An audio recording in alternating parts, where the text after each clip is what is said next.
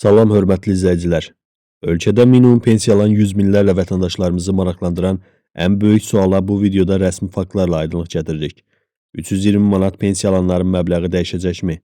Pensiyalar yenidən artacaq yoxsa bu məbləğ sabit qalacaq? Rəsmi qərarlar nə deyir? Videonu sona qədər izləyin və bütün suallara bir-bir cavab tapın. Keçməzdən əvvəl videonu bəyənməyi və kanalımıza abunə olmağı unutmayın. Bildiyiniz kimi, ölkəmizdə minimum pensiya məbləği rəsmi olaraq 320 manat müəyyən edilib və bu qayda qüvvədədir.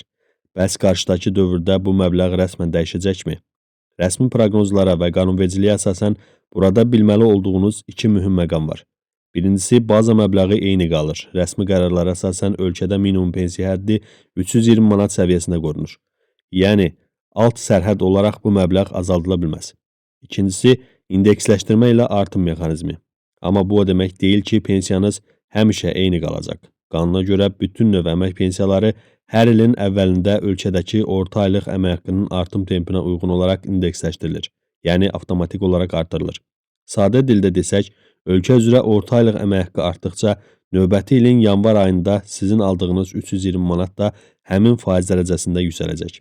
Dövlət tərəfindən pensiyaların tam vaxtında və artımlarla ödənilməsi üçün hər il büdcədən milyardlarla manat vəsait ayrılır. Burada digər vacib bir xəbər də var. Əgər siz pensiyaya çıxandan sonra da rəsmi şəkildə əmək fəaliyyətinizi davam etdirirsinizsə, sizin pensiyanız 6 ildən bir toplanan kapitala uyğun olaraq yenidən hesablanır. Bu kateqoriyaya aid olan şəxslər üçün məbləğ mütləq dəyişəcək və daha da yüksək olacaq. Onu da qeyd edək ki, hazırda ölkədə pensiyaçılar üçün yaşayış minimumu 245 manat təyin edilib. Dövlətin təyin etdiyi 320 manatlıq minimum pensiya isə bu yaşayış minimumundan xeyli yüksəkdir. Qısası, hazırda rəsmi minimum pensiya 320 manatdır və bu məbləğ qorunur.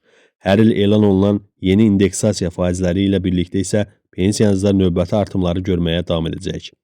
Siz bu məbləğ barədə nə düşünürsünüz? Sizcə minimum pensiya nə qədər olmalıdır? Fikirlərinizi mütləq şərhlərdə yazın, hamısını oxuyacağım. Videonu bəyənməyi və kanalımıza abunə olmağı unutmayın ki, yeni sosial xəbərlərdən ilk siz agah olasınız. Sağ olun, salamat qalın.